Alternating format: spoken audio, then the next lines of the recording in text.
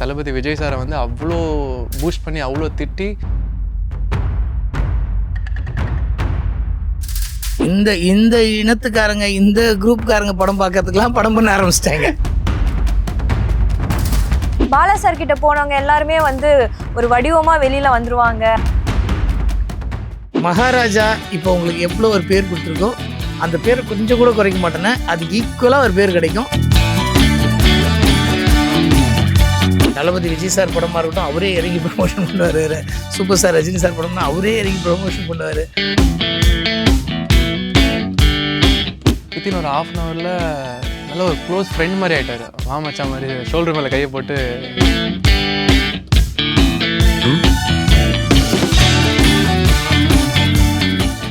In and out media viewers எல்லாருக்கும் வணக்கம். நான் விஜய் சங்கர். ஸோ இன்றைக்கி நம்ம கூட கிராணி படத்துடைய டீம் தான் இருக்கிறாங்க. ஸோ வணக்கம் எல்லாருக்கும். வணக்கம். எப்படி இருக்கீங்க எல்லாரும்? கொஞ்சம் பதட்டமாக இருக்கும்.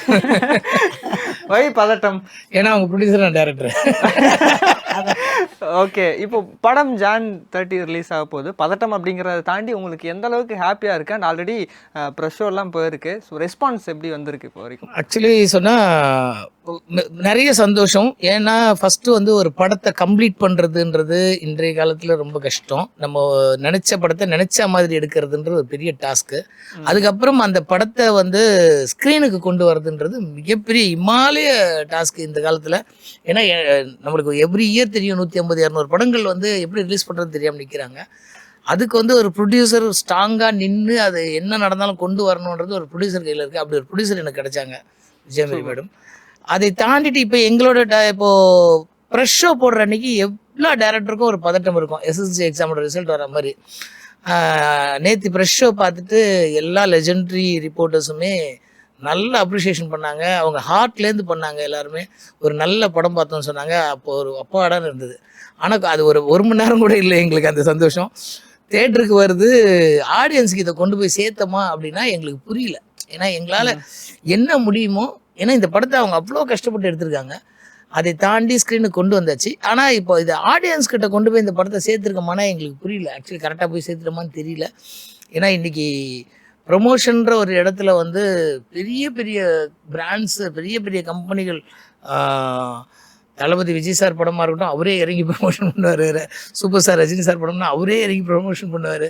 அதுக்கு கிடைக்கிற அந்த வியூஸும் அதுக்கு கிடைக்கிற மக்கள் சப்போர்ட்டும் வந்து வேறு லெவலு. ஆனால் இன்றைக்கி நம்ம சின்ன படமாக பெரிய படமான்றதை தாண்டிட்டு நாமளும் ஒரு படம் பண்ணிடுவோம். நம்மளோட உழைப்புக்கும் எல்லாரும் கொடுத்துருக்குற அந்த எஃபர்ட்டுக்கும் ஒரு ரிசல்ட் கிடைக்கணும்னா மக்கள்கிட்ட இந்த படம் போய் சேர்ந்துருக்கணும். அது சேர்ந்துதான்றது எனக்கு நாளைக்கு தான் தெரியும். அப்போ எனக்கு பயங்கரமான ஒரு பதட்டம் இருக்குது. இல்லை, கண்டிப்பாக சின்ன படம் பெரிய படம் அப்படின்லாம் பார்க்காம மக்கள் வந்து ஒரு நல்ல படத்துக்கு நல்ல ஒரு வரவேற்பு கொடுத்துட்டு தான் இருக்கிறாங்க. கண்டிப்பாக போய் ரீச் ஆகும் அப்படின்னு நம்புவோம். அண்ட் படத்துக்கு டைட்டில் வந்து கிராணி அப்படின்னு வச்சிருக்கீங்க. கிராணின்னு சொல்லி ஒரு கேமே இருக்கு. ஆமாம் ஆமாம். ஸோ அதுவுமே வந்து ஒரு ஹாரர் த்ரில்லர் மாதிரி தான் இருக்கும். ஸோ அதுலேருந்து ஏதாவது இன்ஸ்பயர் ஆகி ஏதாவது? எக்ஸாக்ட்லி அந்த கேமு தான் ஒரு பெரிய இன்ஸ்பிரேஷன் இந்த கதையை நான் உருவாக்குறதுக்கு. அந்த அந்த அந்த கிராணி கேமில் வர கிழவிக்கு அந்த பாட்டிக்கு ஒரு பேக் ஸ்டோரி இருந்தால் எப்படி இருக்கும். அந்த அந்த கிராணி வந்து கவுன் போட்டுட்ருக்கோம். அந்த கிராணி புடவை கட்டினா எப்படி இருக்கும் அப்படின்றத இந்த படமே. நம்மளோட கல்ச்சரில் நம்மளோட கிராமிய கதைகளில் நம்ம சின்ன வயசில் நம்மளை என்னெல்லாம் பயமுறுத்துனாங்களோ அதை பயந்ததெல்லாம் நம்ம ஒன்றா சேர்த்து வச்சு மொத்த பேரையும் பயமுறுத்துவோம் அப்படின்னு தான் கிராணியை ரெடி பண்ணுது. ஓகே, ஃபர்ஸ்ட் ஆஃப் ஆல் இது வந்து ஒரு ஃபஸ்ட்டு ஃபிலிம், ஒரு ப்ரொடியூசராக அதுக்கு ஃபஸ்ட்டு வாழ்த்துக்கள். அண்ட் அதை தாண்டி இப்போது ஒரு ப்ரொடியூசர் ஒரு படத்தை வந்து நம்ம ப்ரொடியூஸ் பண்ணுறது அப்படிங்கிறது அவ்வளோ சாதாரணமான விஷயம் கிடையாது. தைரியமாக நம்ம கான்ஃபிடென்ட்டாக அந்த படத்துக்கு ப்ரொடியூஸ் பண்ணலாம் அப்படின்னு இறங்குறோம் அப்படின்னா ஏதாவது ஒரு நம்பிக்கை அந்த படத்து மேலே இருக்கும். பயங்கரமான ஒரு நம்பிக்கை இருந்தால் மட்டும்தான் நம்மளால் அதை பண்ண முடியும். ஸோ அப்படி இருக்கும்போது இந்த கிராணி படம் எப்படி உங்களை வந்து சரி ஓகே இந்த படத்துக்கு நம்ம ப்ரொடியூஸ் பண்ணலாம் அப்படிங்கிற ஒரு தாட் உங்களுக்கு எப்படி வந்தது? டேரக்டர் கதை சொல்லும்போது உங்களுக்கு எப்படி இருந்தது? எந்த பாயிண்ட்ல ஓகே பண்ணலாம்? ஃபர்ஸ்ட் அவர் மீட் பண்ணும்போது சொன்னார், முதல் என்னை எடுக்கிறதுக்காக அவர் ட்ரை பண்ணல. அவர் வந்து பேசினதே இந்த கதையை நான் ஒரு கதை எழுதியிருக்கேன் அதை கேட்டு பாருங்க எப்படி இருக்குன்னு தான் ஃபஸ்ட்டு சொன்னார். நான் பண்ணுறேன் நீங்கள் பண்ணுங்க அதெல்லாம் இல்லை, இப்படி தான் சொல்லி வந்தார். நானும் நம்ம ஃப்ரெண்டாக இருக்கிறோம் அதனால நம்மள்கிட்ட ஷேர் பண்ணுறாரு. நான் கேட்டேன், எனக்கு பிடிச்சிருந்துச்சி, இது எடுத்தால் நல்லா இருக்கும்லன்னாரு. ரொம்ப சூப்பராக இருக்கும் சார்ன்னு சொன்னேன். அதே மாதிரி சொன்னார், 2 பார்ட்னர் என் ஃப்ரெண்ட்ஸுங்க இருக்காங்க, அவங்கள டிஸ்கஸ் பண்ணலாம், நீங்கள் என் கூட ஹெல்ப் என் கூட வாங்கினாரு. சரின்னு போனேன், பேசணும், அவங்களும் ஓகே சொன்னாங்க. அப்புறம் கொஞ்சம் பிரச்சனை அவங்க அப்படியே விலகிக்கிட்டாங்க. ஃபஸ்ட்டு ஒரு லேடி, நீங்கள் ஃபஸ்ட்டு மூவ் பண்ணுங்க மேடம், அடுத்த நான் ஜாயின் பண்ணிக்கிறோம். நான் மூவ் பண்ணேன். நாங்கள் எல்லாம் போய் அதை இது ரெடி பண்ணோம். கொஞ்சம் பின் வாங்கினாங்க, நான் ஸ்டாப் பண்ணிட்டேன். ஏன் நம்மளால முடியாது, நம்ம பண்ணுவோம், இறங்கி நாமே பண்ணுவோம். கதை நல்லா இருக்குது, டைரக்டர் உழைப்பாளி. பணங்கிறது வேற, யார்கிட்டனாலும் இருக்கும், உங்கள்கிட்ட இருக்கு, ஏன்ட்டு யார்கிட்ட, அது பேப்பர் தான். ஆனால் ஒரு மனிதனோட உழைப்பு அந்த இடத்துல நான் பார்த்தேன். சூப்பர். ஏன்னா நான் கேமரா வாடகைக்கு விட்டுருந்தேன், அவர் அந்த கேமரா வாங்கிட்டு போவாங்க. அங்கே என்ன உழைச்சாருன்னு அந்த பசங்க வந்து என்கிட்ட சொல்லுவாங்க. சரிங்களா, அந்த உழைப்பை பார்த்துட்டு தான் பரவாயில்ல, இவர்கிட்ட உழைப்பு இருக்குது, என்கிட்ட பணம் இருக்குது, இறங்குவோம் அப்படின்ட்டு அந்த கிராணி கதை எங்களை சப்போர்ட் பண்ணோம். எங்களை தூக்கி நிறுத்தணும்னு நினச்சி தான் நாங்கள் பண்ணணும். கண்டிப்பாக நீங்கள் எதிர்பார்த்தது நடக்கும் அப்படின்னு நம்பலாம் மேம். நீங்கள் சொல்லுங்கள், உங்களுக்கு இந்த படத்தில் உங்களுடைய கேரக்டர் எந்த மாதிரி இருக்கும்? நான் வந்து இந்த படத்துல 2 கிட்டுக்கு வந்து ஒரு மதர் கேரக்டர் தான் பண்ணியிருக்கேன். ஸோ என்னை பொறுத்த வரைக்கும் எப்படின்னா, பேசிக்கலி இப்போ நிறைய பேர் என்ன சொல்றாங்கன்னா, ஹீரோயினா இருக்கிறவங்க வந்து இந்த மதர் கேரக்டர் பண்ணாதீங்க, இப்படி பண்ணா இப்படியே தான் கூப்பிடுவாங்க, சிஸ்டர் கேரக்டர் பண்ணாதீங்க, அந்த மாதிரி ஒரு சில ஸ்டீரியோ டைப் நம்ம சினிமாக்குள்ள இருந்துகிட்டு தான் இருக்கு.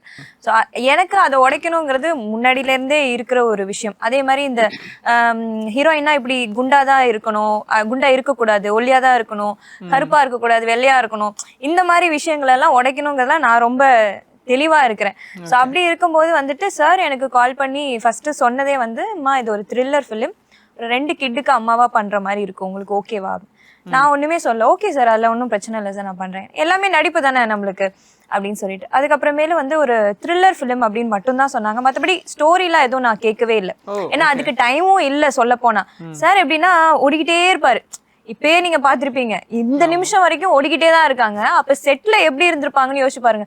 ஒரு அந்த ஷார்ட்ல நாங்க அந்த கொஞ்ச நேரம் சார் கிட்ட பேசுறது மட்டும்தான், அதை தாண்டி பேசவே முடியாது. ஸோ அப்படி இருக்கும்போது ஆல்ரெடி ஷூட்டிங் போயிட்டு இருக்குது. ஷூட்டிங் போயிட்டு இருக்கும் போது தான் எனக்கு கால் வருது.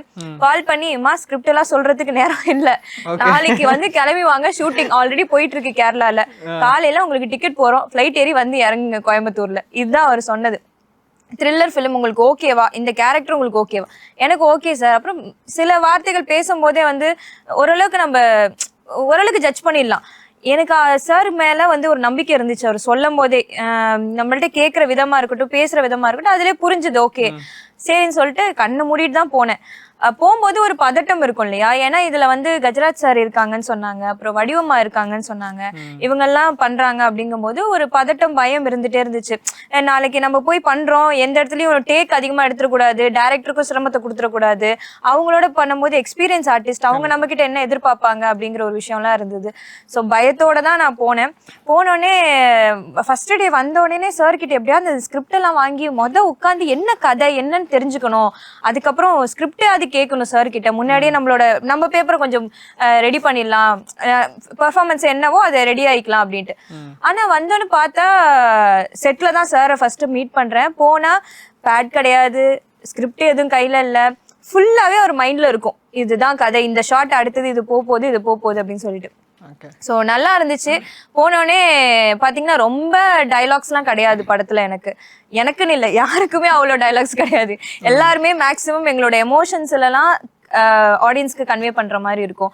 அதுவும் இல்லாமல் ஒரு புது எக்ஸ்பீரியன்ஸாக இருந்துச்சு எனக்கு. த்ரில்லர் ஃபிலிம், ஸோ நிறையா வந்து ஸ்கோர் பண்ண முடிஞ்சிச்சு, நம்மளோட பர்ஃபார்மன்ஸில் ஸ்கோர் பண்ண முடிஞ்சிச்சு. அது ரொம்ப அழகாக வேலையும் வாங்கியிருக்கிறாரு டேரக்டர் சார். அந்த ஒரு விஷயம் எனக்கு சார் கிட்ட பிடிச்சிருந்துச்சு. ரொம்ப நல்ல எக்ஸ்பீரியன்ஸ். அதான் இந்த மாதிரி கதை சொல்றதுக்கெல்லாம் நேரம் இல்லம்மா, நீங்க த்ரில்லர் ஃபிலிம் வந்துருங்க அப்படின்னு சொன்ன ஒரு டைரக்டர் வந்து ரொம்ப ரேரு இல்ல. ஏன்னா ஸ்பாட்ல ஏன்னா எதுவுமே வந்து ஏன்னா ஆல்ரெடி ஷூட்டிங் போயிட்டு இருக்கு, சொல்ற நிலைமையில இல்ல. ஆக்சுவலி இதுக்கு வேற ஒருத்தவங்க தான் செலக்ட் ஆயிருந்தாங்க. அது ஒரு சில காரணங்களால அது மாறிடுச்சு. ஸோ அந்த டைம்ல சடனா கேஸ்ட் பண்ணதுதான் நானு. எனக்கு பிரசாந்த் அண்ணான்னு ஒரு அண்ணா இருக்காரு, அவர் மூலியமா தான் எனக்கு இந்த டீம் ஃபுல்லாவே எனக்கு தெரியும். எனக்கு உண்மையாவே வந்து நான் தேங்க் பண்ணணும். பிகாஸ் எனக்கு வந்து ஒரு டேரக்டரோட ஒர்க் பண்ண எக்ஸ்பீரியன்ஸ், அப்புறம் வடிவமாவா இருக்கட்டும், கஜராஜ் சாரா இருக்கட்டும், இவங்க எல்லாருக்கூடயும் நடிக்கிறதுக்கு அவரும் ஒரு முக்கிய காரணம். ஸோ எனக்கு நிறைய விஷயங்கள் லேர்ன் பண்ணிக்கிட்டேன். டேரக்டர்கிட்ட இருந்தும் சரி, ஆர்டிஸ்ட் கிட்ட இருந்தும் சரி, கோ ஆர்டிஸ்ட் கிட்ட இருந்தும் சரி, ஈவன் அந்த சின்ன பசங்க கிட்ட கூட நிறைய விஷயத்த நான் கத்துக்கிட்டேன். அவ்வளோ அழகா நடிச்சிருப்பாங்க. அந்த சின்ன பசங்க தான் இந்த கதையில ஒரு பெரிய ஒரு கரு மாதிரி, அம்மாவும் அவங்களும் தான் முக்கியமான ஒரு கேரக்டர் இது பண்ணியிருக்காங்க. பசங்க வந்து என் கூட நடிக்கும் போது இருந்ததை விட நான் ஸ்கிரீன்ல பார்க்கும்போது ஓ இவ்வளோ பண்ணியிருக்காங்களா, இந்த குழந்தைங்க இவ்வளோ எக்ஸ்பிரஷன் கொடுத்துருக்காங்களா, இவ்வளோ பெர்ஃபார்ம் பண்ணியிருக்காங்களா, சின்ன சின்ன மைன்யூட்டான ரியாக்ஷன்ஸ்லாம் அவ்வளோ அழகா அந்த சாண்ட்ரியாவும் கணேஷாவும் அவ்வளோ அழகா கொடுத்துருக்காங்க. எனக்கு ரொம்ப ஆச்சரியமா இருந்துச்சு. அப்ப அந்த வேலை வாங்குற ஒரு விஷயம் இருக்குல்ல, அது சார் பண்ணதுனாலதான் அது அவ்வளவு அழகா அந்த குழந்தைங்களும் கொடுத்துருக்காங்க. இல்லைன்னா இந்த வயசுல வந்து நம்ம அதை புரிஞ்சு நடிக்கிறது ஈஸிங்க. அந்த குழந்தைங்க அந்த திகிலையும் அந்த பயத்தையும், ஏன்னா ஆப்போசிட்ல சில நேரங்கள்ல வந்து எங்களுக்கு யாருமே இருக்க மாட்டாங்க. இந்த இடத்துல அவங்க இருக்கிற மாதிரி நினைச்சுக்கோங்கன்னு சொல்லுவாங்க, இருக்கிறாங்கன்னு கூட சொல்ல மாட்டாங்க. சிரிங்கன்னா சிரிக்கணும், பயப்படுங்கன்னா பயப்படணும். ஏன் பயப்படுறோம், எதுக்கு சிரிக்கிறோன்னே தெரியாது. அதை நம்ம உள்வாங்கி நடிக்கிறதே பெரிய விஷயமா இருக்கு. அப்ப இந்த குழந்தைங்க அது எவ்வளவு அழகா வந்து நடிச்சிருக்காங்க, அது எவ்வளவு அழகா அவர் வேலை வாங்கியிருக்காரு அப்படிங்கிற ஒரு விஷயம் இருக்கு இல்லையா. ஓகே பிரதர், நீங்க உங்களுக்கு வந்து அப்படியே கஜராஜ் சாரோட கெட்டப் மாதிரியே ஆல்மோஸ்ட் அப்படியே இருந்தது. ஸோ உங்களுடைய கேரக்டர் பற்றி சொல்லுங்க. அண்ட் ஒரு சீனில் பார்க்கும்போது நீங்கள் வடிவுக்கரசி அம்மா கூட சேர்ந்து ப்ளே பண்ணுற மாதிரி இருக்கு. ஸோ அவங்க கூட ஒர்க் பண்ண எக்ஸ்பீரியன்ஸ், அண்ட் அதுக்கு முன்னாடி கஜராஜ் சார் மாதிரியே இருக்கே அந்த லுக்கு பார்க்கும்போது அப்படிங்கிற மாதிரி இருக்குல்ல. ஸோ உங்களோட கேரக்டர் பற்றியும் சொல்லுங்க. ப்ரோ, அவங்களோட பேரை தான் பண்ணியிருக்கேன் இந்த படத்தில். ஸோ அதுவே வந்து எனக்கு ரொம்ப பிளெஸிங்ஸ். ஏன்னா அவ்வளோ பெரிய லெஜெண்டரி ஆக்டர், அவங்க அவ்வளோ பெரிய சீனியர் ஆக்டர்.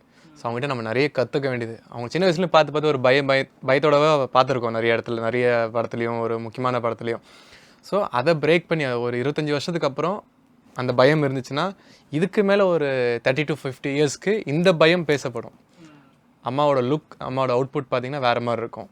அதே மாதிரி கஜராஜ் சார் நீங்கள் சொன்னீங்க அந்த மாதிரி ஒரே மாதிரி இருக்குன்னு. மேபி சார் பார்ட் 2ல் வேணாமா இதோட ஜென்ரேஷனாக கூட இருக்கலாம், அப்படி கூட எடுத்துகிட்டு போகலான்னு நினைக்கிறேன் எனக்கு தெரிஞ்சு. ஸோ மேபி அது இருக்கலாம்னு நினைக்கிறேன், எனக்கு தெரியல. Will see. டோட்டலி அவுட்புட் நல்லா பண்ணியிருக்கோம் எல்லாரும். Super sir.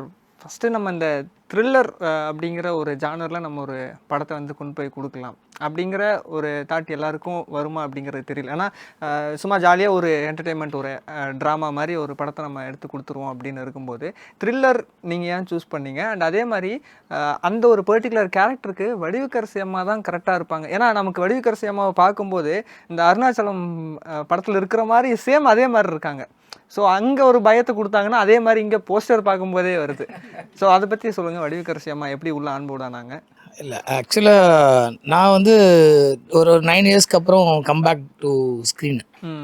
ஸோ நான் ஏதாவது ஒரு ஸ்ட்ராங்கான ஒரு விஷயம் கொண்டு போகணுன்னு அப்படின்னு நினச்சேன். அப்போது என்ன இப்போ மிஸ் ஆகுது நம்ம தமிழ் இண்டஸ்ட்ரியில் அப்படின்னு பார்க்கும்போது, சினிமா வந்து நிறைய டைவர்ட் ஆகி போயிட்டுருக்கு. இப்போது இந்த இந்த இனத்துக்காரங்க, இந்த குரூப்காரங்க படம் பார்க்கறதுக்கெல்லாம் படம் பண்ண ஆரம்பிச்சிட்டாங்க. ஜானர்ஸ்ன்றதே ஆக்ஷன் இருந்தது, ரொமான்ஸ் இருந்துச்சு, த்ரில்லர் இருந்தது, ஹாரர் இருந்தது, காமெடி இருந்துச்சு. இப்போ அதை தாண்டி வேற ஜானர்லாம் இருக்கு இப்போ. ஸோ உண்மையாக வந்து நம்ம என்ன சொல்றது, நம்ம சுயத்தை இழந்துட்டோமோ அப்படின்ற ஒரு எண்ணம் எனக்கு இருந்தது தமிழ் சினிமாவில்.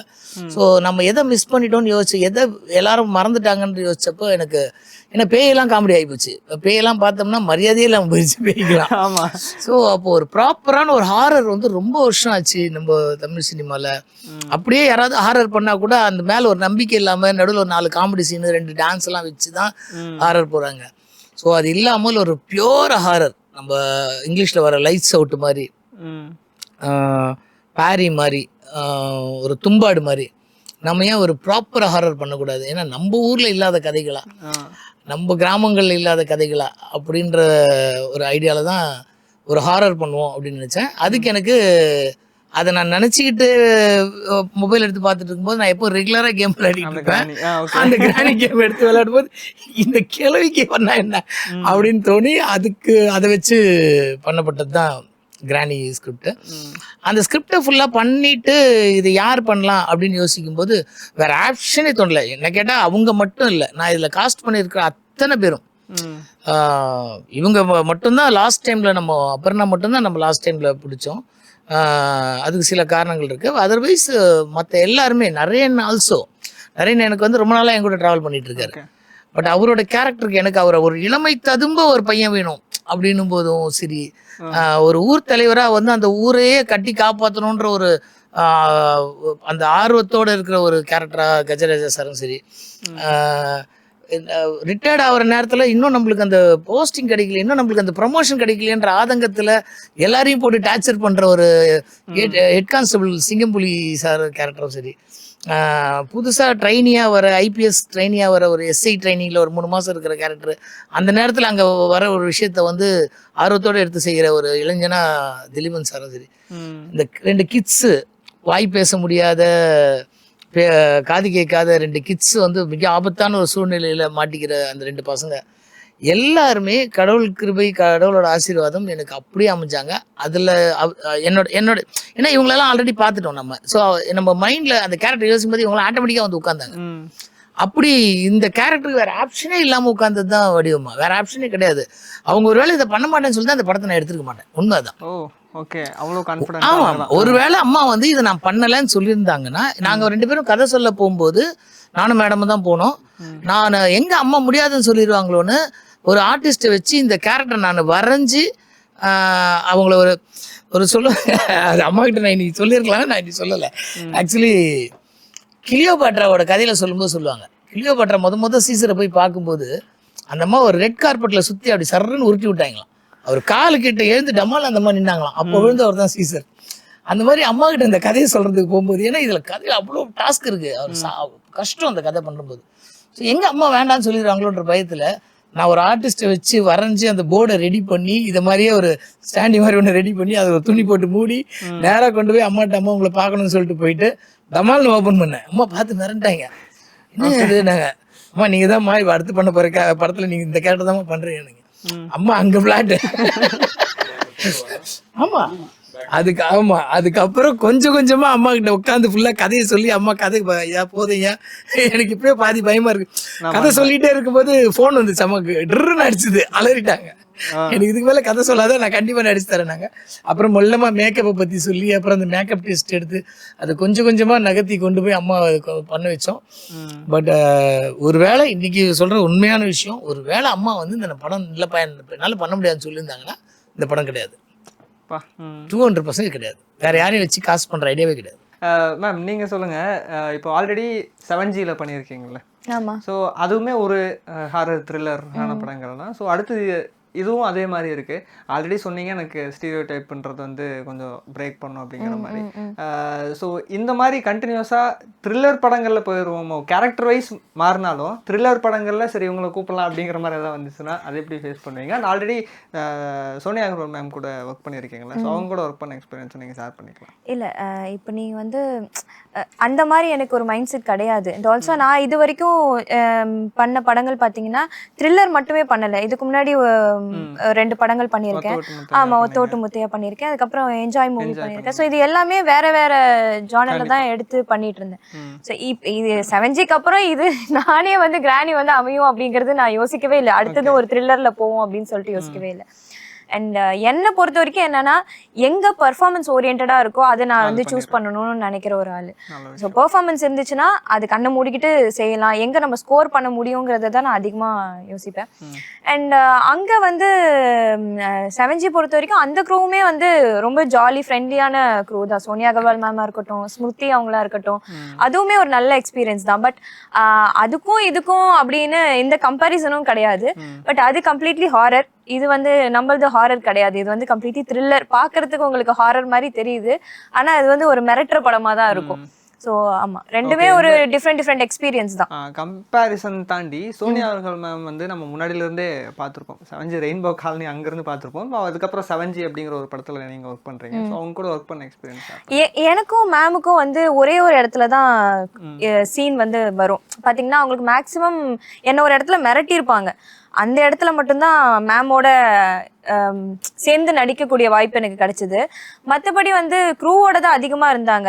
நான் ஒரே ஒரு இதில் தான் அவங்களோட சேர்ந்து நடிக்கிறதுக்கான வாய்ப்பு கிடைச்சி. ஸோ எனக்கு அந்த அளவுக்கு பெரிய எக்ஸ்பீரியன்ஸ் அவங்க கிட்ட கம்மி தான் சொல்ல போனேன். ஆமாம் பிரதர், நீங்கள் வந்து ஒரு போஸ்ட் பார்த்தேன், பயங்கர சந்தோஷத்தில் ஒரு போஸ்ட் போட்டிருந்தீங்க, துல்கர் சார் கூட பண்ணுது அப்படின்னு சொல்லி ஒரு ஆட் ஓட்டோ. ஸோ அந்த எக்ஸ்பீரியன்ஸ் எப்படி இருந்தது? ரொம்ப மெமரபுளான மூமெண்ட் அப்படின்னு கேப்ஷனே பயங்கரமாக போட்டிருந்தீங்க. ஸோ அதை ஷேர் பண்ணிக்கலாம் ப்ரோ. நீங்கள் பேசிக்காக நான் வந்து ஒரு ஆக்டர் கம் மாடல். ஸோ நிறைய ஆட்ஸ் பண்ணியிருக்கேன். அண்ட் 2 படம் லீடாக பண்ணி ரிலீஸும் ஆகிருக்கு. அண்ட் விஜய் டிவி சீரியலும் பண்ணியிருக்கேன். ஸோ இன் பிட்வீனில் என்னோட ஃபஸ்ட் கெரியரில் ஆட் இண்டஸ்ட்ரியில் நான் கெரியர் ஸ்டார்ட் பண்ணது வந்து துல்கரோட அவங்களோட ஸ்டார்ட் பண்ணது தான். ஸோ ஃபஸ்ட் டே வந்து கொச்சியில் தான் ஷூட்டு. டே 1 போகிறோம். ஒரு மாதிரி பயங்கரமாக சுற்றி அந்த பவுன்சர்ஸ் அவங்கள வந்து பயங்கரமாக இருந்தேன். ஒரு மாதிரி ஜாலியாக இன்ட்ராக்ட் ஆகி ஃபஸ்ட் சீனில் பேசிகிட்டு இருக்கோம். வித்தின் ஒரு 1/2 ஹவரில் நல்ல ஒரு க்ளோஸ் ஃப்ரெண்ட் மாதிரி ஆகிட்டார். மச்சான் மாதிரி ஷோல்டர் மேலே கையை போட்டு காலேஜில் உட்காந்து பேசிகிட்டு இருக்கோம். அப்படி நல்லா க்ளோஸ் ஆகிட்டார். ஸ்டில் அந்த ஈவினிங் 5 o'clock வரைக்கும் அப்படி ஒரு க்ளோஸ் பாண்டிங்காக இருந்துச்சு. ஸோ அது மறக்க முடியாத ஒரு எக்ஸ்பீரியன்ஸ், அவ்வளோதான். ஓகே, நான் கடவுள் இல்லை படத்துலையும் ஒர்க் பண்ணியிருந்தேன். அதில் செகண்ட் லீடாக பண்ணியிருந்தேன். ரிலீஸ் ஆகிடுச்சு. அது கனி அண்ணா, சாக்ஷி அகர்வால் அவங்களோட பண்ணியிருந்தோம். ஸோ இப்போ எஸ்எஸ்சி சார் வந்து அவரோட படங்கள் நம்ம அப்போலேருந்தே பார்த்துருப்போம். அவர் படத்தில் நம்ம நடிப்போம் அப்படின்னு யோசிச்சிருக்க மாட்டோம். அதை தாண்டி அது நடக்கும்போது எப்படி இருந்தது? அவரோட டைரக்ஷனில் நடித்த எக்ஸ்பீரியன்ஸ் அதெல்லாம் ரொம்ப எனக்கு தெரியல. நான் ரொம்ப டிவோஷனல் பர்சனு. மயிலாப்பூர் பாபா கோயிலில் நான் சர்வீஸ் பண்ணிகிட்ருப்பேன். சார் அங்கே வந்திருந்தார். இந்த மாதிரி படம் பண்ணுறேன் வாங்க சொல்லி. ஆக்சுவலாக சார் எப்படின்னா கோவிலில் தான் எனக்கு இன்ட்ரோ ஆகிறோம். சார் இந்த மாதிரி படம் நானும் ட்ரை பண்ணிகிட்ருக்கேன் சார், நான் என் ஆஃபீஸ்க்கு வாப்பான்னார். வித்தின் தேர்ஸ்டே சர்வீஸ் பண்ணிகிட்ருப்பேன். அங்கே பார்க்கும்போது ஃப்ரைடே போய் மீட் பண்ணேன். அண்ட் சாட்டர்டேக்கு வந்து நீ ஃபோன் பண்ணிவிட்டு சாட்டர்டே நீ ஷூட் வந்துரு கன்ஃபார்ம் பண்ணி சொல்லிட்டார் இந்த படத்தில் நீ பண்ணுற மாதிரின்னு. அதெல்லாம் வந்து ஒரு அவ்வளோ பிளெஸிங்ஸ். ஆன் ஷார்ட்டில் எப்படின்னா ஒரு இடத்துல ஒரு மாதிரி திட்டினார் சார். ஸோ எல்லாருமே ஒரு மாதிரி டல் ஆகிட்டாங்க. நானும் ரொம்ப டல்லாக ஒரு மாதிரி ஃபீல் பண்ணிட்டு இருந்தேன். சார் கேரவான் போனார். லைட் மேலேருந்து எல்லாருமே கை தட்டினாங்க. அந்த ஹோல் யூனிட்டே கை தட்டினாங்க. அப்புறம் என்னங்க திட்டுவானோ எனக்கு வருத்தமாக தானேங்க. அதெல்லாம் பிளெஸ்ஸிங்ஸ். அவர்கிட்ட நீங்கள் திட்டு வாங்குறது அடி வாங்குறது அவ்வளோ பிளெஸ்ஸிங்ஸ். அது அவர் லெஜெண்ட்ரி டைரக்டர். ஸோ அவர்கிட்ட நீங்கள் திட்டு வாங்குறதுலேருந்து அது ஒரு பிளெஸ்ஸிங்ஸ் மாதிரி. அது அந்த தவிர வேறு யாருமே வாங்க முடியாது. பானுமதி சார்லேருந்து அந்த டீம்லேருந்து லைக் அந்த ஜென்ரேஷன்லேருந்து யார் எது திட்டினாலும் அது ஒரு பிளெஸ்ஸிங்ஸ் மாதிரி தான் அது கன்வெர்ட் பண்ணணும். அதை காலங்காலமாக இப்படி தான் போயிட்டுருக்கு. நம்ம தளபதி விஜய் சாரை வந்து அவ்வளோ பூஸ்ட் பண்ணி அவ்வளோ திட்டி இவ்வளோ தூரத்துக்கு கொண்டு வந்த சார் அப்பா அவங்க தான் கொண்டு வந்தாங்க. ஸோ அந்த ஒரு க்ரைட்டீரியாவில் உங்களுக்கு கொண்டு வந்திருக்காங்க. அதுவே உங்களுக்கு பெரிய பிளெஸ்ஸிங்ஸ் எனக்கு. ஈவன் ஒரு சீனில் ஃபைட் கூட எனக்கு ப்ராக்டிஸ் பண்ணி கொடுத்துருப்பாரு. பார்த்துருப்பீங்க, ட்விட்டர்லாம் பயங்கரம் ரீச் ஆனது. ஸோ சார் தான் வந்து நான் அடிக்க மாட்டேன்டா நம்புடா சார். இல்லை சார் பேரையில் போட்டுரும். நான் எத்தனை பேரை பார்த்துருக்கேன். ஒரு ஃபைட் சீனில் ப்ராக்டிஸ் பண்ணி எனக்கு ப்ராக்டிஸ் கொடுத்துருப்பார் சார். அதெல்லாம் ரொம்ப மெமரபுளான திங்ஸ் அதெல்லாமே. Super sir. நீங்கள் சொல்லுங்கள், இப்போ இதில் வந்து மேக்கப் தான் வந்து அல்டிமேட்டாக பேசுகிறாங்க. ஆமாம். ஸோ இந்த மாதிரி ஒரு லுக்கு, இந்த மேக்கப்புக்கு மேம் என்ன சொன்னாங்க? இப்படி தான் மேக்கப் இருக்க போகுது. அதுதான், அது ஒரு பெரிய ப்ராசஸாக வேறு இருக்கும். ஆமாம், ரொம்ப பெரிய ப்ராசஸ்ஸு. அதுக்காக அவங்க வந்து தியாகமே பண்ணியிருக்காங்க இந்த படத்துக்காக. அவங்களோட நிறைய வழிகளை அவங்க வந்து தாங்கிக்கிட்டு பொறுத்துக்கிட்டு இந்த படத்தை முடிச்சு கொடுத்தாங்க. ஆக்சுவலி அதை பிரசாந்த்னு ஒரு தம்பி சொன்னாங்க இல்லையா, அப்புறம் நான் அந்த தம்பி தான் அந்த மேக்கப்பை பண்ணார். ஆக்சுவலி நாங்கள் இதை வந்து டிசைன் பண்ணிட்டோம். அது ஃபஸ்ட்டு டே வந்து நான் அம்மாவை பார்க்க போகும்போது ஆர்ட் பண்ணேன்னு சொன்னேன் இல்லையா, அப்போவே வந்து நான் இந்த லுக்கை வரைஞ்சிட்டேன். அப்போ வந்து ஆக்சுவலாக எனக்கு அது இன்ஸ்பிரேஷன், அந்த லுக்கோட இன்ஸ்பிரேஷன் வந்து நெஞ்சம் மறப்பதில்லை நம்பியார் சார். நெஞ்சம் மறப்பதில்லையோட கிளைமேக்ஸில் நம்பியார் சாரை காட்டுவாங்க. ஒரு 95 வயசு அப்படி கன்னோட அப்படி ஏஞ்சி நிற்பார். அலரும். அந்த காலத்தில் எப்படி அது நாங்கள் டிவியில் பார்க்கும்போதே அலர்ந்தோம். ஸோ அது ஒரு ஃபீமேலாக இருந்தால் எப்படி இருக்கும் அப்படின்றது தான் நான் ஏன்னா ஆல்ரெடி நம்ம கிராணி ஒரு கேமில் ஒரு கிராணி வந்து கவுன்லாம் போட்டுட்ருக்கோம். நம்ம கிராணி எப்படி இருக்கும் அப்படின்றதுல நம்பியார் சாரோட அந்த லுக் அண்ட் ஃபீலை வந்து அப்படியே இமேஜ் பண்ணி அதை சொல்லி தான் ஆர்டிஸ்ட்டை வரைஞ்சி வாங்கினது. ஸோ அதை காமிச்சாச்சு, அம்மா ஓகே சொல்லிட்டாங்க. ஆனால் அந்த மேக்கப்பை போடுறதுன்றது பெரிய டாஸ்க்கு. ஏன்னா அது வந்து ஜெர்மன்லேருந்துலாம் ஆள் வருவாங்க போல இருக்கு. நீ வாட்டி வாய்க்கு வந்தது கப்பலை வாங்கலாம், ஏரோப்ளைன் வாங்கலாம்னாலாம் இங்கே வாங்க முடியாது. ஆமாம். அப்புறம் அந்த டைம் தான் பிரசாந்த் தம்பிகிட்ட கூப்பிட்டு இந்த மாதிரி ஒன்று பிளான் பண்ணிட்டேன், என்ன பண்ணலாம் அப்படின் போது, ஆனால் நான் ஒரு முயற்சி பண்ணி பார்க்குறேன், எப்படியாவது அம்மாட்ட ஒரு நாள் மட்டும் மேக்கப் டெஸ்ட்டுக்கு அம்மாவை ட்ரை பண்ணுங்கள், நான் ஆனால் பண்ணிவிடுவேன் அப்படின்னா கூப்பிட்டு வந்து அம்மா ஒரு நாள் மேக்கப் டெஸ்ட் எடுத்தோம். அந்த லுக்கு போட்டு பார்த்த உடனே எனக்கு பயங்கர ஹாப்பி, சூப்பராக இருந்தது. சின்ன சின்ன சேஞ்சஸ் மட்டும் பண்ணோம். அப்புறம் அங்கேயே வந்து சின்ன மேனரிசம்லாம் நான் அங்கேயே அம்மாவுக்கு மேக்கப் போட்டோன்னே சொல்லிட்டேன். அப்புறம் ஒரு பல் வச்சா நல்லாயிருக்கும் அப்படின்னு தோணுச்சு. அம்மாட்ட சொன்னேன், அம்மா ஒரு பல் வச்சா நல்லாயிருக்கும், அது எப்படி பண்ணலான்னு. ஒன்றும் இல்லை சார், நான் நாளைக்கு டென்டிஸ்ட்டை போய் பேசுகிறேன் அப்படின்ட்டாங்க. டென்டிஸ்ட் ஏம்மா, நீ கவலைப்பட, நான் டென்டிஸ்ட்டை போகிறேன்னு சொல்லிட்டு போய் அம்மா அழகாக ஒரு எக்ஸ்ட்ரா பல் ஒன்று ப்ராப்பராக அவங்களுக்கு சைஸ் பண்ணி ஒரு எக்ஸ்ட்ரா பல்லோட சேர்த்து அவங்க அதை போய் அவங்க ஒர்க் பண்ணாங்க. அந்த பல்லை ரெடி பண்ணுறதுக்கு அவங்க ஒரு 5 வாட்டி போயிருப்பாங்க அந்த டாக்டர்கிட்ட. மெஷர் பண்ணி போய் பல்லை ரெடி பண்ணி எடுத்துகிட்டு வந்து அதே மாதிரி அவங்களோட saree, அவங்களோட ப்ளவுஸ் கலரு, இன்னைக்கு இந்த டிசைனில் இருக்க அந்த க்ரீன் வந்து அம்மாவோட அந்த saree கலர் தான் நம்ம பிளான் பண்ணோம். ஸோ அது saree போயிட்டு நானும் ப்ரொடியூசரும் தான் போயிட்டு நிறைய காஸ்டியூம் கடையில் போய் அது saree தன்னோம். ஒரு ரோல் கிளாத்தில் அந்த கலர் பார்த்தோன்னே எனக்கு பயங்கர இம்ப்ரெஸ் ஆயிடுச்சு. இதுதான் நம்ம கலர், படம் பூரா இந்த கலரை நம்ம வந்து ஃபாலோ பண்ணுவோம் அப்படின்னு சொல்லி அதை அம்மா உருவானதே வந்து எனக்கு ஒரு பெரிய எக்ஸ்பீரியன்ஸ். அந்த கேரக்டர் கிராணி உருவானதே அவ்வளோ பெரிய எக்ஸ்பீரியன்ஸு. அதுக்கு அந்த மேக்கப் டெய்லி 5 மணி நேரம் அவங்க உட்காந்து காலையில் 8 மணிக்கு உட்காந்தாங்கன்னா மதியம் ஒரு 2 மணி ஆகிடும் மேக்கப் முடிக்கிறதுக்கு. வந்து ஒரு 2 மணி நேரம் நடிப்பாங்க. நான் அது எல்லாமே ரெடி பண்ணி வச்சுருப்பேன். ஏன்னா அம்மாவால் அந்த மேக்கப் போட ரொம்ப நேரம் இருக்க முடியாது. அதுலேயே ஃபைட்டு, அதுலேயே எமோஷனு எல்லாமே எடுக்கணும். கடகடன்னு அவங்க போர்ஷன் மட்டும் தனியாக பிரித்து வச்சுருவேன். வந்தாங்கன்னா கடகடன்னு எடுத்துருவேன். அம்மா போதும்னுவேன். ஏன்னா நேரம் ஆக ஆக அந்த மேக்கப் வந்து ரொம்ப ஒட்டிக்கும் உடம்புல, அது பிச்சு எடுக்க முடியாது. அதுக்கப்புறம் அது பிக்கிறதுக்கு ஒரு 2 மணி நேரம் போராடுவாங்க டெய்லி. ரொம்ப கஷ்டப்பட்டாங்க. ஸ்கின்னெல்லாம் அவங்களுக்கு புண்ணாகி போச்சு. அது அப்படியே ஆமாம், ரொம்ப பெரிய விஷயம், ரொம்ப பெரிய விஷயம். வேறு யாரும் இன்னைக்கு வந்து அதை பண்ண மாட்டாங்க. அது எந்த ஆர்டிஸ்டாக இருந்தாலும் முதல் நாள் மேக்கப் டெஸ்ட்டோடவே சரி கிளம்புங்கன்றாங்க. கண்டிப்பா மேக்கப் டெஸ்ட்லேயே அம்மாவுக்கு தெரியும் இதான் நடக்க போகுது. டெய்லி இந்த 5 மணி நேரம் போட போகிறோம், டெய்லி உரிக்க போகிறோம் அப்படின்றது அம்மாவுக்கு தெரியும். அதுக்கு அவங்களும் ரெடி ஆகிட்டாங்க. ரெடியாகி மைண்ட் செட் ஆகி வந்து அதுக்கப்புறம் அது ரொம்ப அவங்களுக்கு ப்ராப்ளம் ஆனதுக்கப்புறமும் திரும்பவும் ஒரு 4 நாள் ஷெட்யூல் பிரேக் பண்ணி ஹாஸ்பிட்டலுக்கு வந்து ட்ரீட்மெண்ட் பண்ணி ஸ்கின் எல்லாம் கொஞ்சம் ஓரளவுக்கு அந்த எரிச்சலேருந்து கண்ட்ரோல் பண்ணி மறுபடியும் ஆக்ட் பண்ணாங்க. திரும்பவும் போய் ஒரு 15 நாள் வேறு ஷூட்டிங்கே போகல. ஒன்லி ஃபேஸ் ட்ரீட்மெண்ட்டு, உடம்பு ஸ்கின் எல்லாம் ஃபுல் ட்ரீட்மெண்ட் பண்ணி தான் ரெடி ஆனாங்க. கண்டிப்பாக. இப்போது எஸ்பெஷலி பார்த்தீங்கன்னா இந்த படத்தினுடைய கிளைமேக்ஸ் பற்றி அதிகமாக பேசல. சிங்கம்புலி சார் அவர் தான் வந்து ஒரு ஹை மூமெண்ட்டாக இருக்கிற மாதிரி. ஸோ அது மேக் பண்ணதை பற்றி சொல்லுங்கள். கிளைமேக்ஸ் ஆக்சுவலி சிங்கம்புலி அந்த ஸ்கிரிப்ட் நான் பண்ணி அந்த கிளைமேக்ஸ் நான் பிளான் பண்ணும்போதே நான் என்ன யோசிச்சேன்னா அன்எக்ஸ்பெக்டட் ஒரு கிளைமேக்ஸ் இருக்கணும். ஸோ அதுக்கு சரியான டைவர்ஷன். ஏன்னா நம்ம இன்னைக்கு ஜென்சி கிட்ஸ்லாம் டீகோட் பண்ணிகிட்டே இருப்பாங்க. அடுத்தடுத்த சீன் அவங்க எழுதிக்கிட்டு இருப்பாங்க உட்காந்துக்கிட்டு. ஸோ அவங்கள தாண்டி அவங்கள வந்து ஒரு எக்ஸைட்மெண்ட் கொண்டு வரணும், அவங்கள சர்ப்ரைஸ் பண்ணணும் அப்படின்றதுல நான் ரொம்ப கவனமாக இருந்தேன். அவங்க என்ன பண்ணுவாங்கன்னு எனக்கு ஒரு ஐடியா இருக்குது. ஸோ இதை ட்ராவல் பண்ணுவாங்க, அதை ட்ராவல் பண்ணுவாங்கன்னு. ஸோ அவங்களுக்கு ட்ராவலுக்குன்னு சில கேரக்டர்ஸை கொடுத்துருக்கேன். இதை ட்ராவல் பண்ணிட்டோம், அதை ட்ராவல் பண்ணிட்டோம்னு சொல்லி கொடுத்துருக்கேன். ஸோ அதில் சிங்கம்புலி அண்ணாவுக்கு அந்த ஸ்கிரிப்ட் எழுதிட்டு நான் போய் அண்ணாட்ட சொன்னேன், அண்ணா படம் பண்ணுறேன்னா நீங்கள் எனக்கு சப்போர்ட் பண்ணணும். அது என்னடா பண்ணிட்டா போச்சு அது, ஆனால் ரொம்ப பிஸியாக இருக்கணும்டா அண்ணா அப்படின்னாரு. அண்ணா எனக்கு ஒரு 5 நாள் கொடுத்தீங்கன்னா போதும். நான் 5 நாள் எப்படா எடுப்பேன், எவ்வளோ பெரிய கதை சொல்கிறீ அப்படின்னாரு. முதல்ல கதை சொல்ல ஆரம்பிக்கும் போது எப்பவும் போல் சரி ஓகே, எல்லாருமே எனக்கு நெருங்கிய நண்பர்கள்.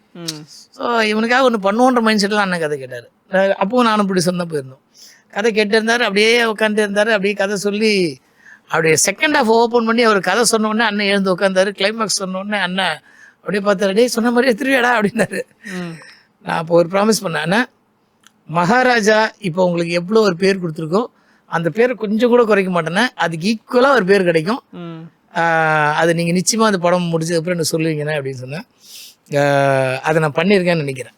Super ma'am. இப்போ உங்களுக்கு வந்து இந்த படத்தில் நடிச்சிருக்கக்கூடிய இந்த ஒரு கேரக்டர் நீங்கள் அடுத்தடுத்து நடிக்க போகிற படங்களுக்கு எந்த அளவுக்கு ஒரு ஹெல்ப்ஃபுல்லாக இருக்கும் அப்படின்னு நினைக்கிறீங்க? கண்டிப்பாக இருக்குங்க. ஏன்னா அதுதான் சொல்கிறேன்ல, இதில் வந்து நிறைய வேலை சார் நிறைய வேலை வாங்கியிருக்காங்க. ஒவ்வொரு ஃப்ரேமையும் வந்து அவ்வளோ அழகாக காமிச்சிருக்காங்க. அதுவும் அந்த கொஞ்சம் ஒரு பாதி படம் போனதுக்கு அப்புறமேலு, ஏன்னா அந்த திகிலுங்கிற ஒரு விஷயமே என்கிட்டேருந்து தான் ஓப்பன் ஆகுது. நான் தான் முதல்ல பயப்பட ஆரம்பிக்கிறது, இது எல்லாமே வந்து என்னட்டேருந்து தான் ஆரம்பிக்குது. அப்படிங்கும்போது அந்த ஃப்ரேம் எல்லாம் ஈச் அண்ட் எவ்ரி ஃப்ரேம் ரொம்ப அழகாக காட்டியிருக்காங்க. மணி சாராக இருக்கட்டும், டைரக்டர் சாராக இருக்கட்டும். ஸோ கண்டிப்பாக இது எனக்கு வந்து அடுத்த இது போகும்போது இது எனக்கு ஒரு நல்ல ப்ரொஃபைலாக இருக்கும் அப்படிங்கிறதுல எந்த மாற்று கருத்து பண்ணி. ஓகே, உங்களுக்கு ஃபியூச்சரில் நம்ம இந்த ஒரு டேரக்டர் கூடயோ இல்லை இந்த ஒரு ஹீரோ கூடயோ நடிக்கணும் அப்படி ஏதாவது ஒரு ட்ரீம் இருக்கா? அப்படி பார்த்தா நிறைய டேரக்டர் சொல்லலாம். எந்த டேரக்டரும் நம்ம சொல்ல முடியும். அதுலேயும் வந்து ஆமாம், எல்லா டேரக்டர்ஸ்கிட்டையும் ஒரு விஷயங்கள் நமக்கு பிடிக்கும் இல்லையா? எல்லார்கிட்டையுமே நடிக்கணும்னு ஆசை. இன்னைக்கு கூட அம்மா வந்து வடிவம்மா வந்து சொல்லிட்டு இருந்தாங்க. அப்போ கூட எனக்கு டக்குன்னு கண்டிப்பாக இதை நம்ம செஞ்சிடணும். ஏன்னா வந்து வடிவம்மா பேசிகிட்டு இருக்கும்போதே சொன்னாங்க, எந்த ஹீரோயினாக இருந்தாலும் சரி, எந்த ஆர்டிஸ்டாக இருந்தாலும் சரி, மணிரத்னம் சார்கிட்ட வந்து ஒரு வாய்ப்பு கிடைச்சிச்சுன்னா அது ஒரு பெரிய பிளெஸ்ஸிங் அப்படின்ட்டு. அப்ப நான் நினைச்சிட்டேன் நம்ம லைஃப்ல எப்படியாவது இது வந்து அச்சீவ் பண்ணிடணும், அது மைண்ட்ல ஓடுனுச்சு. சோ அந்த மாதிரி ஒருத்தருக்கும் ஒரு டைரக்டர் கிட்ட இருந்து ஒவ்வொரு விஷயத்த நம்ம கத்துக்க முடியும். இப்ப நான் விஜய் சார் கிட்ட இருந்து நான் நிறைய விஷயம் கத்துக்கிட்டேன்.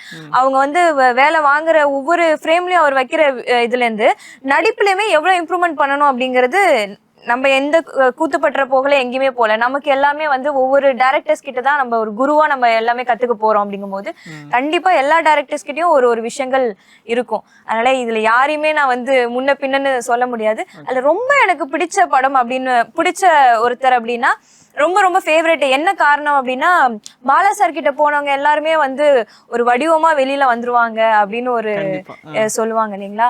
அதனால எனக்கு வந்து ஏன்னா பர்ஃபார்மன்ஸ் ஓரியன்டட் நிறைய இருக்கும், வித்தியாசமா இருக்கும். அங்க வந்து அழகு பேசப்படாது, அந்த கேரக்டர் வந்து இருக்கும். ஹீரோயின் இப்படிதான் இருக்கணுங்கிற ஒரு அழகா காட்டாம அவர் வந்து வேற மாதிரி ஒரு பிம்பமா காட்டுவாரு அப்படிங்கிறது எனக்கு. அதனால எனக்கு அந்த மாதிரி ஒரு ஆசைகள் இருக்கு. பட் எல்லா டைரக்டர்ஸ் கிட்டயும் நடிச்சிடணும். Okay, super. கண்டிப்பாக நடக்கும். உங்களுக்கு பிரதர் அந்த மாதிரி ஒரு பர்டிகுலர் டைரக்டர் ரோலில் ஆக்டர்ஸ் அவங்க கூட சேர்ந்து ஒர்க் பண்ணணும், அடுத்தடுத்த ஸ்டெப் போகணுன்னா நம்மளுக்கு வேண்டியது ஒரு சான்ஸ். அந்த சான்ஸ் எங்கே வெல்கம் பண்ணாலும் நம்ம வாங்கலாம். நம்மள நம்ம ப்ரூவ் பண்ணிட்டு போயிட்டே தான் இருக்கணும். எல்லோரும் சொல்கிறாங்க short film, future film, web series எல்லாமே போய்ட்டுருக்கு. எது கிடைச்சாலும் நம்ம நடிச்சது தான் இருக்கும். நம்ம ஈச் அண்ட் எவ்ரி ஃப்ரேமை நம்ம யூஸ் பண்ண பார்த்துக்கணும். அண்ட் நம்மளோட டேலண்ட்டை முடிஞ்சளவு ப்ரூவ் பண்ண காமிச்சிக்கணும். அண்ட் ஆடியன்ஸ்க்கு பிடிச்ச மாதிரியும் இருக்கணும். இதுதான் கெரியர்ஸ் சூஸ் பண்ணதுக்கப்புறம் what are the best we have to do, அவ்வளோதான். சரி, ஓகே. இப்போது இந்த கிராணி பொறுத்த வரைக்கும் மக்களுக்கு என்ன மாதிரியான ஒரு எக்ஸ்பீரியன்ஸ் கொடுக்கும்? ஏன் இந்த கிராணி படம் மக்கள் பார்க்கணும்? இந்த கிராணி படம் நான் பண்ணும்போது பல விஷயங்களை நான் டிசைட் பண்ணி தான் பண்ணேன். ஏன்னா இடையில நம்ம நிறைய ஃப்ரீயாக இருந்த காலங்கிறது, வேலை வாய்ப்பு தேடிட்டு இருந்த காலங்கிறது, அதுக்குள்ளே இந்த ஓடிடிலாம் பயங்கரமாக மேலே வந்தாச்சு. அப்போ என்ன ஆச்சுன்னா எல்லாரும் எல்லா படத்தையுமே வந்து ஓடிடியில் வந்து பார்க்கலாம் அப்படின்ற ஒரு மைண்ட் செட்டுக்கு இங்கே தமிழ் சினிமாவில் வந்துட்டாங்க, தமிழ் ஆடியன்ஸில் வந்துட்டாங்க. நான் ரொம்ப கவனமாக பார்த்தது என்ன புரிஞ்சுதுன்னா, ஓடிடி சினிமா வேறு, ஓடிடி படங்கள், ஓடிடி வெப் சீரிஸ் அது டோட்டலாக வேறு, தியேட்ரிக்கல் எக்ஸ்பீரியன்ஸ் வேறு, தியேட்டர் சினிமா டோட்டலாக வேறு. இவங்க எல்லா படத்தையுமே தேட்டரில் நம்ம மிஸ் பண்ணிட்டா ஓடிடியில் பார்த்துக்கலாம் அப்படின்றது கிடையாது. நம்ம வீட்லேயும் தோசை சுடுவாங்க, பெரிய வசந்த பவனு, பெரிய ஆனந்த பவன்லேயும் இதை ரோஸ்ட் பண்ணுவாங்க. நம்ம ஏன் அங்கே போய் ரோஸ்ட் ஆர்டர் பண்ணுறோம்? நம்ம வீட்டில் போடுற மாதிரி தோசை சாப்பிட்லாம் இல்லையா? ஏன்னா அந்த எக்ஸ்பீரியன்ஸ் வேறு, இந்த எக்ஸ்பீரியன்ஸ் வேறு. அப்போது நாம் படம் பண்ணும்போது இதை தேட்ரிக்கலுக்கான படம் நம்ம முடிவு பண்ணால் கரெக்டாக தேட்ரிக்கலுக்கான படமாக பண்ணணும். நம்ம இங்கே மிஸ் ஆனால் ஓடிடியில் பார்த்துக்குவாங்கன்னா, ஏன்னா படம் ஆரம்பிக்கும் போதே ஹாரர் த்ரில்லர்னோடனே எல்லாரும் சார் ஓடிடிக்கு ஒரு கேரண்டி இருக்கும் சார் அப்படின்னு தான் நம்மளுக்கு சீனியர்ஸு இண்டஸ்ட்ரியில் அட்வைஸ் பண்ணுறது. நான் தேட்டருக்கு படம் எடுக்கிறேன், நான் ஏன் ஓடிடியை பற்றி யோசிக்கணுன்றது என் மைண்டில் ஓடிட்டே இருந்தது. அது எனக்கு திரும்ப எனக்கு சொல்லும் போது எனக்கு இன்னும் பயம் வந்துருச்சு. நம்ம ப்ராப்பர் தேட்டருக்கு ஒரு படம் பண்ணணும், ஆடியன்ஸ் இதை பார்த்துட்டு இது தியேட்டர் எக்ஸ்பீரியன்ஸ் படம் நம்மளுக்கு சொல்லணும் அப்படின்றதுல கவனமாக இருந்தேன். ஸோ அதனால் அந்த கலர், அந்த சவுண்டு எல்லாத்தையும், எஸ்எஃப்எக்ஸ் எல்லாத்தையுமே ஒரு தியேட்டரிக்கல் எக்ஸ்பீரியன்ஸு நிச்சயமாக தேட்டரில் பார்த்தவங்க அடுத்தது அதை வேற ஒரு பிளாட்ஃபார்மில் பார்த்தாங்கன்னா அது வேற இது வேற அப்படின்னு அவங்க சொல்கிறதுக்கு உண்டான விஷயத்த நான் அதில் பண்ணியிருக்கேன். இது ஆக்சுவலி ஆடியன்ஸ்க்கு தெரியும், இன்றைக்கி இருக்கிற ஜென்சி கிட்ஸுக்கு தெரியும். நம்ம மொபைலில் பார்த்தோம்னா ஐஃபோனில் பார்க்குற அந்த கிளாரிட்டி வேறு, நம்ம வேறு ஒரு சின்ன ஃபோனில் பார்க்குற கிளாரிட்டி வேறு, நம்ம டிவியில் பார்க்கும்போது நம்ம அங்கே வைக்கிற கான்ட்ராஸ்ட்டும் சினிமா மோடில் வச்சு பார்க்குறதுக்கும் ஸ்போர்ட்ஸ் மோடில் வச்சு பார்க்குறதுக்கும் டிஃப்ரென்ஸ் இருக்குது. அது எப்படி இவங்க அதை புரிஞ்சிக்காமல் தேட்டரில் பார்க்குற அதே எஃபெக்ட் தான் நம்மளுக்கு ஓடிடியில் கிடைக்க போகுதுன்னு எப்படி நினைக்கிறாங்க தெரியல. ஓடிடியில் பார்க்குற படங்கள் வேறு, டோட்டலாக வேறு. கண்டிப்பாக இந்த மாதிரியான படங்களை நீங்கள் தியேட்டரில் பார்க்கும்போது அந்த எக்ஸ்பீரியன்ஸை நீங்கள் டோட்டலாக ஃபீல் பண்ணுவீங்க, அதை என்ஜாய் பண்ணுவீங்க. பயம்னா பயப்படுவீங்க. ஒரு டார்க் ரூமில் 100 பேர் பக்கத்து சீட்டில் இருந்தாலுமே லைட் ஆஃப் வந்ததுக்கப்புறம் நம்ம மட்டும்தான் சீட்டில் இருக்கிற மாதிரி தான் இருக்கும். அந்த 2 மணி நேரம் தியேட்டர் ஸ்க்ரீனுக்குள்ளே இருந்து நம்ம பார்க்கும்போது நம்மளுக்கு அந்த பயம், அந்த எஃபெக்ட் வேறு. வீட்டில் நம்ம வீட்டில் உட்காந்து ரிமோட்டில் பார்த்துக்கிட்டே இருக்கும்போது கால் வந்துச்சுன்னு பாஸ் பண்ணிட்டு நம்ம அது அங்கே முடிஞ்சு போச்சு அந்த படம், அந்த எக்ஸ்பீரியன்ஸ் கிடைக்காது. கண்டிப்பாக. ஸோ இது தியேட்டரில் வந்து பார்த்தால் அதோட எக்ஸ்பீரியன்ஸு அவங்க மிஸ் பண்ணாமல் அனுபவிப்பாங்க, ஒரு என்ஜாய்மெண்ட் இருக்கும். கண்டிப்பாக பிரதர். இப்போது உங்கள் எல்லாருக்குமே அடுத்தடுத்து என்ன ப்ராஜெக்ட்ஸ் இருக்குது லைனப்பில், என்ன பிளான் பண்ணிட்டு இருக்கீங்க? அடுத்து நிறைய கடவுள் வச்சிருக்காரு, அவருக்கு மட்டும்தான் தெரியும்.